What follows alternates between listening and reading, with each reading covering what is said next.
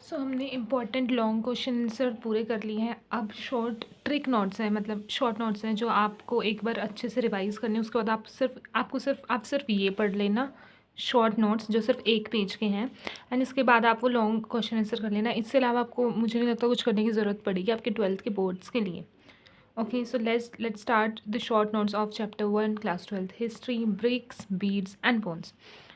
इसमें जो है, जो इंपॉर्टेंट चीज़ें हैं सिर्फ मैंने वही रखी हैं। जैसे कि टाउन प्लानिंग सबसे ज़्यादा इंपॉर्टेंट है, इसमें आपके क्वेश्चंस भी बहुत साथ आते हैं।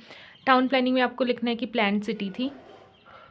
प्लान्ड सिटी थी कि हर चीज़ बहुत ही वेल प्लान्ड थी, क्योंकि उस टाइम पे इतने सालों पहले, इतने मिलियंस ईयर्स पहले इतनी प्लानिंग से कोई सिटी को बना सकता है कि अच्छे से ग्रिड पैटर्न पे घर होंगे। बिल्कुल आज का जैसे चंडीगढ़ है वैसे ये सिविलाइजेशन बसाई गई थी।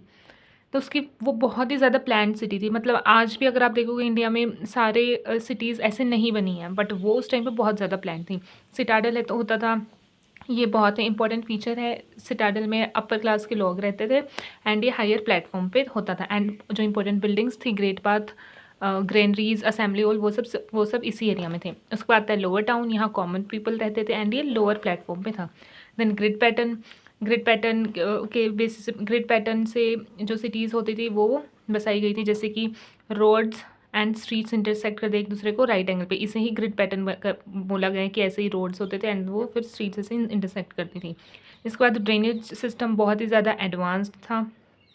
तो इसमें आपको याद रखना है कि ड्रेनेज सिस्टम को वो टाइम टू टाइम क्लीन भी करते थे। एंड हर हाउस में ड्रेन होती थी जो कि फिर स्ट्रीट वाली ड्रेन से जाके मिलती थी। एंड स्ट्रीट वाली ड्रेन फिर एक बड़े ड्रेन में जाके मिलती थी, जिससे कि जो वेस्ट वाटर होता था वो घर से स्ट्रीट्स की ड्रेन में, देन स्ट्रीट की ड्रेन से out of city last drain में ऐसे बाहर निकाल देते थे अपनी सेटलमेंट से। देन ग्रेट बाथ होता था, ये सिटाडल में होता था। इसके ग्रेट बाथ हमें मोहनजोदड़ो से एक्सकवेट किया गया, सो मोहनजोदड़ो में मिला है।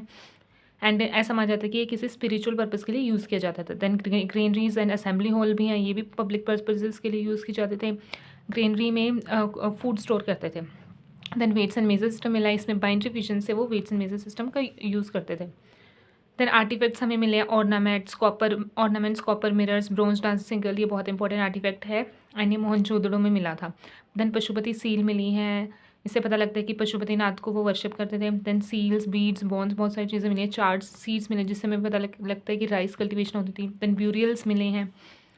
देन सिटीज़ ये इंपॉर्टेंट सिटीज़ हैं, ये आपको याद होनी चाहिए कि हड़प्पा अब पाकिस्तान में है, मोहनजोदड़ो वो भी पाकिस्तान में है।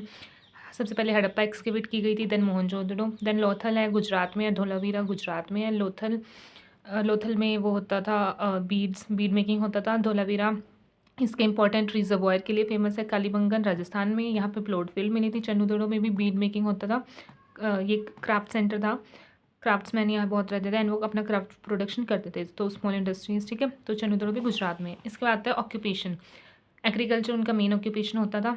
एंड हमें वीट, बार्ले, राइस, ये सब वो कल्टीवेट करते थे, इसके हमें एविडेंसेस मिले हैं। देन क्राफ्ट प्रोडक्शन भी वो करते थे, जैसे कि bead making, seal making etcetera. Then वो ट्रेड भी करते थे, इनलैंड भी एंड आउटलैंड भी। आउटलैंड ट्रेड किससे करते थे? मेसोपोटामिया, पर्शिया, ईरान, इनसे।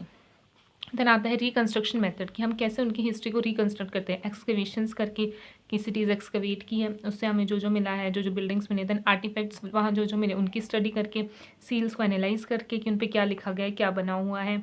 Then bones and plant remains मिले हैं, जैसे कि प्लांट रिमेन्स में हमें चारेड सीड्स मिले, जिससे हमें पता लगता है कि राइस कल्टिवेशन होती थी। देन वेट्स एंड मेजर्स मिले हैं, वो चर्च स्टोन के बने हुए थे। देन साइंटिफिक डेटिंग करके, साइंटिफिक डेटिंग वो मेथड होता है जिससे हमें पता लगता है कि कोई भी पर्टिकुलर चीज़ है, कोई भी ऑब्जेक्ट है, वो कितने साल पुराना है, उसकी एज का पता लगता है। तो इन सब से हम रिकन्स्ट्रक्ट कर पाए हड़प्पा की हिस्ट्री को। देन आता है डिक्लाइन, इसमें आपको लॉन्ग क्वेश्चन आता है एंड शॉर्ट क्वेश्चन में भी वो आपसे 2 रीज़न या 3 रीज़न पूछ सकते हैं डिक्लाइन के। सो ये भी आप कंफर्म करना। जो डिक्लाइन होता था उसका कोई एक कंफर्म रीज़न नहीं है। हम सिर्फ पॉसिबिलिटीज़ मानते हैं जो कि हिस्टोरियंस ने दी हैं और आर्कियोलॉजिस्ट ने दी हैं। फर्स्ट मानते हैं एनवायरमेंटल चेंजेस, के एनवायरमेंटल चेंजेस आ गए होंगे, क्लाइमेट चेंज हुआ होगा तो उनकी एग्रीकल्चर और ट्रेड अफेक्ट हो गया होगा। फ्लड्स मानते हैं कि फ्लड आई होंगी, उनका एग्रीकल्चर अफेक्ट हो गया होगा, उनकी लिवलीहुड अफेक्ट हो गई होगी, तो उनकी सेटलमेंट्स जो है उन्हें कहीं और ले जानी पड़ी होगी लोकल एरियाज़ में। देन टेक्टोनिक एक्टिविटीज़ मानते हैं कि अर्थक्वेक वगैरह आ गया होगा। देन ये मानते हैं कि ट्रेड का डिक्लाइन हो गया होगा, कि उनका मतलब इकोनॉमी उनकी कम हो गई होगी, इकोनॉमिक प्रोस्पेरिटी, तो वो कहीं और चले गए होंगे। Then overuse of resources कि उन्होंने रिसोर्सेज बहुत ज़्यादा एक्सप्लॉइट कर लिए होंगे, तो कुछ बचा नहीं उन पे। देन आर्यन इन्वेजन भी माना जाता है, बट ये बहुत कम सपोर्ट करते हैं आज के टाइम में हिस्टोरियंस से।